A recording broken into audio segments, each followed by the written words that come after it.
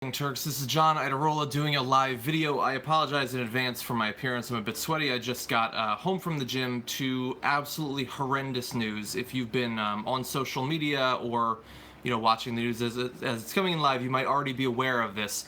The situation down at the border with Trump's completely unnecessary, completely cruel and heartless policy of forced family separations has found a way to get worse than it already was earlier today.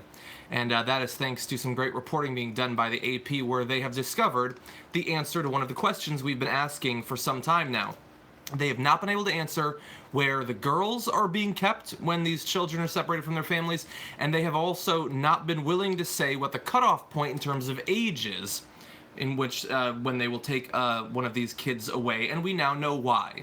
That is because there is no limit on the age. Babies, infants, and toddlers have been taken as well, and the AP is now revealed that along the U.S.-Mexico border, the Trump administration has set up at least 3 tender age facilities.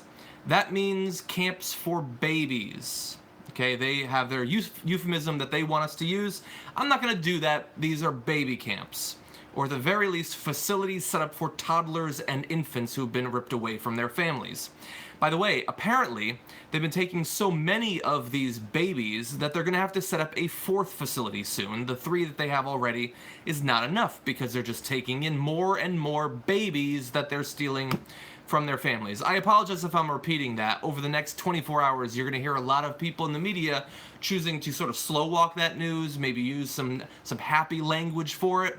There's no happy, nice, pleasant way to describe what your government is doing when what they're doing is taking children, babies, infants, toddlers out of the arms of their parents.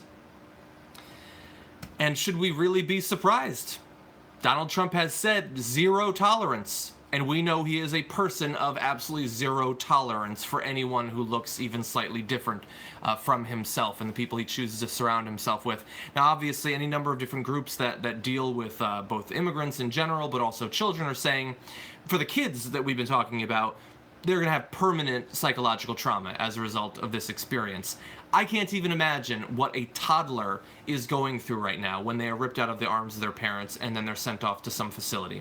Now, the government is trying to say, oh, these facilities are awesome. They're trained professionals. They know exactly what they're going to do.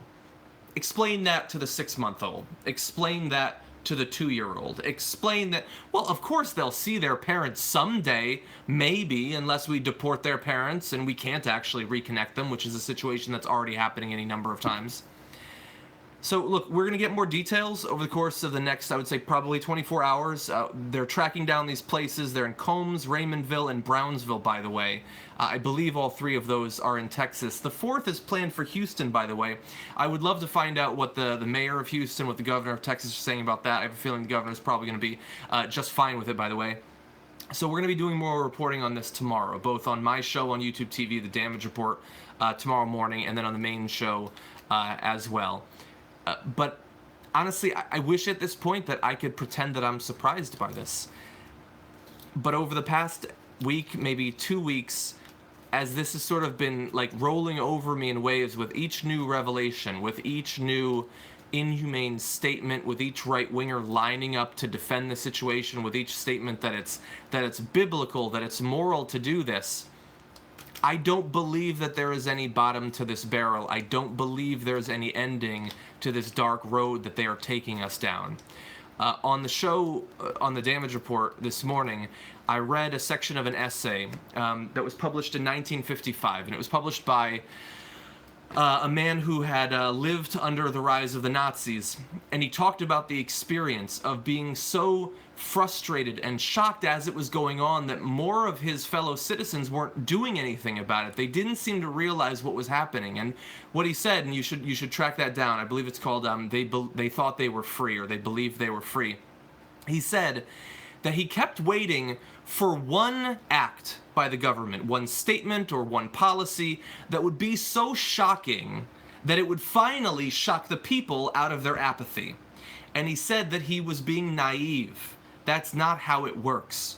You don't have one thing that is so big that everyone finally wakes up. Instead, what you have is a gradual staircase of cruelty and inhumanity, where step A isn't so bad, it's not so much worse than what we've experienced before, and B isn't much worse than that, and C is just a little bit more inhumane, and then D comes, and E comes, and F comes, and suddenly your country doesn't look the way it used to. Suddenly, you don't recognize the country you live in, and people allow it to happen because it's gradual, because it seems subtle. They go along with it. Now, we're not in Nazi Germany yet, but they're stealing babies, and they're putting them in facilities. I don't know what we're waiting for as a country. I don't know what Trump is going to say. I don't know what Trump is supposed to do that is supposed to get through to the people who don't care about children and toddlers being torn away from their families. We've now heard the audio. We've seen the pictures. We know everything we need to know about this policy. And to see Trump using it as leverage hostages in his either in the immigration policy debates or simply to rile up his base. Understand that while I'm frustrated with the apathy of many Americans, he is counting on the cruelty of his supporters, that they will see this and they will love him even more and realize that his approval numbers are actually going up in the midst of this scandal. So is it really that crazy of a strategy on his part? And so if they're doing this today, if we find out now that they've got thousands of children, hundreds of babies, what are they going to do next time? What are we going to find out about tomorrow? What are we going to find out about next week? I have no idea, and I don't know what it's going to take to get the people to snap out of their apathy. Maybe it will be like Germany. Maybe it will never actually come. We're going to talk more about it tomorrow. Please don't check out. Don't check out in general. Don't check out tonight. There will be more coming tonight. I know that some of the cable news shows have been reporting on it. I know Rachel Maddow actually broke down when trying to break the news.